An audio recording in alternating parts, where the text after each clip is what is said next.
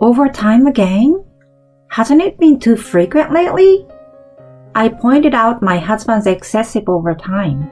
My husband runs a vegetable wholesaling company. I've been working alongside him to support the business. However, recently he had me working late into the night every day. I was concerned about his excessive overtime. That's why I brought it up. But my husband frowned and responded irritably. Shut up! There's no helping it. The recent high prices are affecting us. I'm working hard to protect our company, so don't complain. Then I will help with the overtime.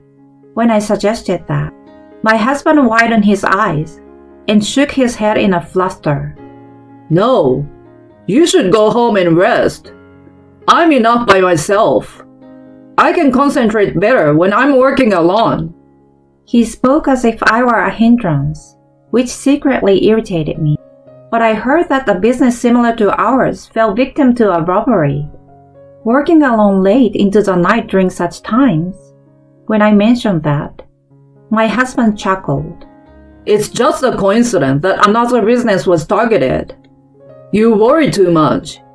It's annoying when you are like that. Forget about me and go home to sleep. You're getting in the way of work. My husband pushed me out of the office. Reluctantly, I said, "Take care," and left. But I couldn't help but worry. Maybe I should install more security cameras and take precautions. While pondering this, I looked back at the office. That's when I noticed some moving shadows in the darkness. What is that? Ah! My name is Violet, and I'm 39 years old. I currently run a vegetable wholesaling company with my husband Frank. We had an arranged marriage, and our relationship has been relatively good. My late in-laws also appreciated and cherished me, saying that a capable daughter-in-law had come. Thanks to that, I was well regarded by those around me at my husband's company. After my father-in-law passed away, my mother-in-law and the board members had a discussion and decided to have my husband and me take over the company. There was a strong trust from the employees, and they would sometimes jokingly say things like, "As long as Violet is here, everything will be fine." Even after my mother-in-law passed away, my husband and I worked hard, even though we had our disagreements at times. On this day, I had been complaining to my husband when I arrived at work. Since my husband didn't help with household chores, I ended up expressing my discontent in a stern tone. In response, one of the employees jokingly remarked, "The president is completely under Violet's control, isn't he? I'm not really bossing him around. I'm just asking him to take out the trash before going to work. And putting socks in the washing machine without rolling them up is something obvious, right?" When I complained like that to the employees, my husband genuinely apologized.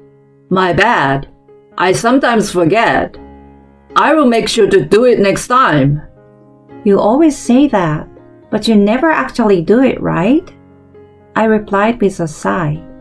I often complain about household matters and such, and perhaps it's because of these frequent exchanges that I've intentionally earned the reputation of being a controlling wife. However, when it comes to actual work, I intend to be aware of my place. I was serious about my work on the field, but I also provided strong support for my husband, who had a tendency to be easily swayed in his role as a company's president. Around the beginning of May, my husband informed me that he wanted to talk. In the office, he had an unusually serious expression on his face. "What's this talk about?" Actually, I'm thinking of hiring this person. There is a resume on the desk. The resume photo is of an attractive but somewhat listless-looking woman.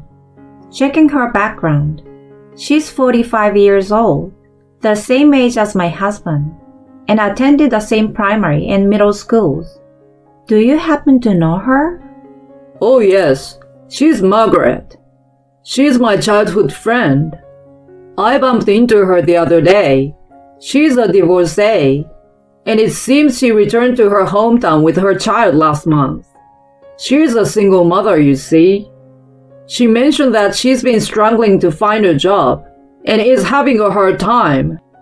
I thought I would give her a helping hand due to our old friendship. I listened to my husband's words and offered my input. Looking at her background alone, she seemed like a suitable fit for our company.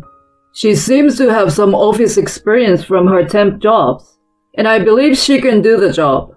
What do you think? Well, I think it's a good idea.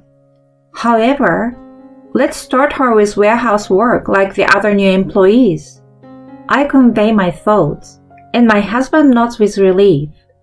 His childhood friend, who joined the company as a mid-career hire, quickly became friendly and familiar with her new colleagues. Looks like she will fit in well. That's good. I feel relieved observing Margaret's demeanor, but I was still troubled at the office. The reason for my concern was a recent impact of rising prices, which had been giving both sellers and buyers a headache. As I reviewed the financial records, a sigh escaped naturally. My husband had been working late at the company after employees had left quite often lately. Sometimes he even worked late into the next day. This had been going on for about a month, and I couldn't help but worry. More overtime? Isn't it getting excessive lately? I pointed out my husband's frequent overtime. However, he frowned deeply and responded with irritation. Shut up! There's nothing I can do about it. It's because of this inflation. I'm working hard to protect our company, so don't complain. He retorts with a raised voice. Lately, it seemed like he was getting more irritable and annoyed when I talked to him, possibly due to stress. Then maybe I should stay and help with the overtime. When I offered, my husband's eyes widened, and he shook his head in a fluster. No, really. You should go home and rest. I can manage on my own. I can concentrate better when working alone. It felt like he was implying that I was a hindrance when I was around. My husband disliked me staying for overtime. He believed that he could work more efficiently alone. But I heard recently that a similar business got robbed. Isn't it dangerous to be here all alone so late at night? The theft targeted the safe and the goods that were supposed to be transported. And it was said that thieves were after money and food. I shivered at the thought of the worsening security situation. If my husband kept working late all along, there was a risk of becoming a target. I suggested it might be better to finish work earlier, but my husband just chuckled. It's just a coincidence that another business in the same industry got targeted. There is no guarantee we'll be next. You worry too much. It's irritating. Forget about me and go home and get some rest. You're getting in the way of my work. But you're being too persistent. Can you listen to the company president, me? Since when did you become the boss here? My husband pushed me out of the office in frustration. There was no point in arguing with him when he was in this mood. Reluctantly, I said, "Take care," and went outside. But I couldn't help but worry. Our budget was tight under the current circumstances, but maybe we should consider increasing the number of security cameras. While thinking about that, I looked back at the office. That's when I noticed something moving in the darkness. I didn't think it was a gang of robbers. Ah! Startled, I froze in place. But then, I heard a cat's meow coming from the moving shadow. It was just a cat. It looked like a shadow of a person to me. It seemed like I had been on edge due to our earlier discussion about robbers. Relieved, I made my way home. The installation of the security cameras was scheduled when my husband was on a business trip. He would likely oppose it, so this was a convenient time. With the increased number of cameras, I felt a bit more at ease. A few days later, there was a personnel change for Margaret. My husband had mentioned that due to a shortage of staff, Margaret, who had office experience, would be transferred to an office position, and that decision had been officially made. I felt a bit uneasy about this sudden personnel change, but it was my husband's decision. I didn't plan to make a fuss about it. In reality, Margaret seems willing to take on overtime work, which my husband found helpful. It bothered me a little that my husband opposed me working overtime, but was fine with Margaret. Frank had mentioned that working with non-family members created a sense of professionalism and made it easier than working overtime as a couple. I tilted my head, observing my husband's behavior. On a certain day, for my husband's birthday, I was waiting at home with a few employees to surprise him. Hearing it was a surprise party, even people from the same industry like my Uncle Milton, who was my father-in-law's brother, and executives from our regular clients came over. We used to have surprise parties like this quite often in the past. Every time, my husband would be surprised, but also very happy. This month, with the efforts of all our employees, we finally started making a little profit. I thought it was a good time for a somewhat grand party. Today, I had confirmed that my husband didn't have too much work, but he still hadn't come back. I apologized for keeping everyone waiting. I told him to come back as early as possible today. Well, if he's busy, there's nothing we can do. He will be back soon. Despite what my uncle said, there was no sign of my husband returning. I called him several times, but he didn't answer. Is he taking too long? The robber hasn't been caught yet, and I'm starting to worry. A sense of unease crossed my mind. Concerned, I remembered that I could check the footage from the security cameras I had recently installed using my smartphone. When I did, what is this? I stood there pale, shocked, and my employees looked at my phone in surprise. On my smartphone, there was a video of my husband engaged in an affair in his office.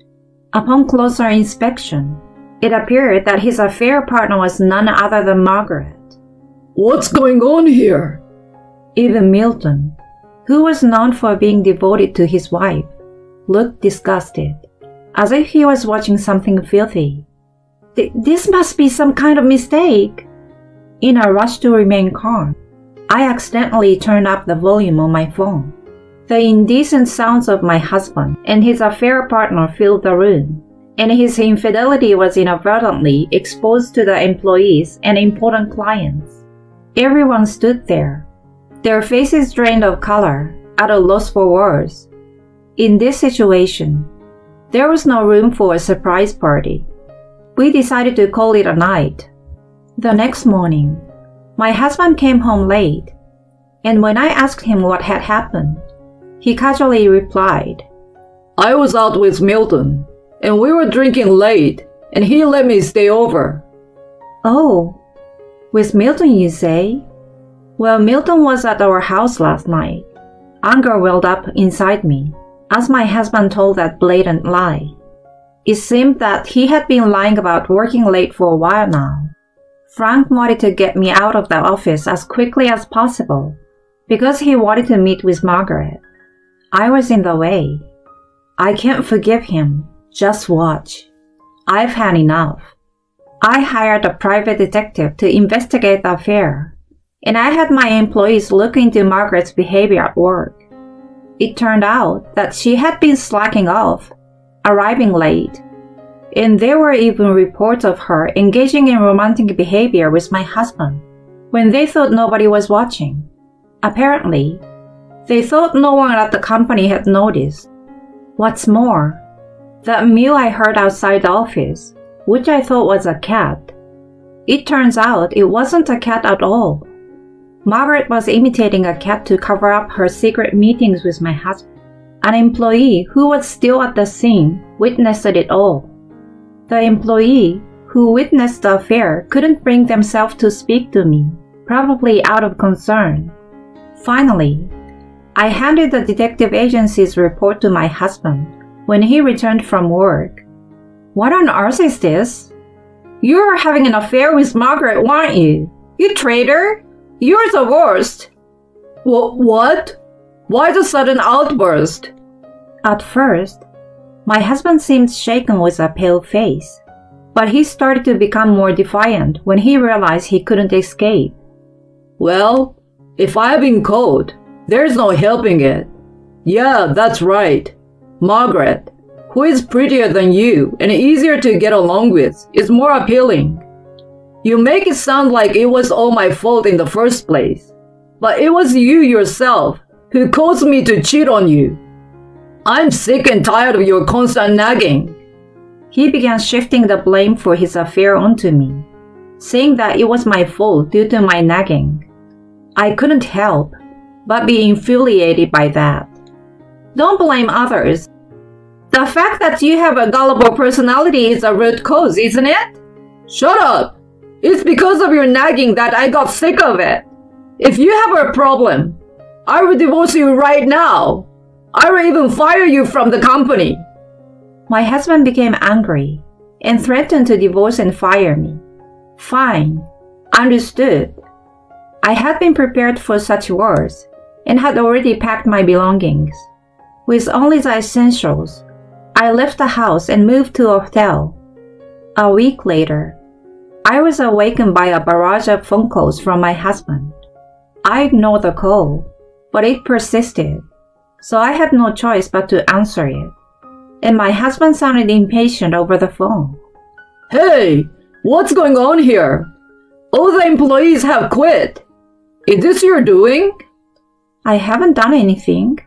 It's entirely the employee's decision. They can't follow you anymore. So I've already arranged jobs for them at Milton's company." My husband was left speechless by my words. It appears that the employees noticed Margaret, who was initially a friendly and hardworking person, undergo a drastic change in attitude since the time my husband started having an affair. They seems to be harboring resentment toward my husband for being aware of her deteriorating work attitude and silently tolerating it. The strain from work had taken its toll, and the employees couldn't bear it any longer. At that point, when my husband fired me, they had had enough of him. "Even our major client decided they couldn't continue their deals with us." And so, my husband's company went bankrupt. I divorced him without any sympathy and managed to get a decent amount of compensation. It wasn't a fortune, but it felt like the perfect final blow. Later, I heard that Margaret seems to have approached my ex-husband for money. Perhaps because of his position as a small-scale CEO, she assumed he had a lot of wealth. Margaret seems to have had a man who was supporting her financially, a man who was, in fact, a member of the recently infamous gang of robbers that got arrested. She was arrested for hiding that man. I had heard that Margaret was a single mother, but I wondered what had happened to her child. It turned out that Margaret had pretended to be a single mother to gain sympathy from my ex-husband. She had claimed that her child was in a sensitive phase of adolescence, and thus had him not to meet the child. Due to this, my ex-husband was unaware of the truth. In reality, Margaret's ex-husband had been raising the child, and Margaret and the child were estranged. Furthermore, my ex-husband had been burdened with Margaret's debts. Frank is really a gullible man. It appeared he had been coerced into taking on Margaret's debts, depleting his savings almost entirely. A while later, I heard a rumor from a former employee that they had seen what seems to be my ex-husband as a homeless person near the company's former location. After that, I was entrusted with a subsidiary of Milton's company and gradually improved its performance. The employees continued to work comfortably, almost as they used to. The somewhat unfunny tale of discovering a thief inside while implementing external security measures remains a topic of discussion to this day.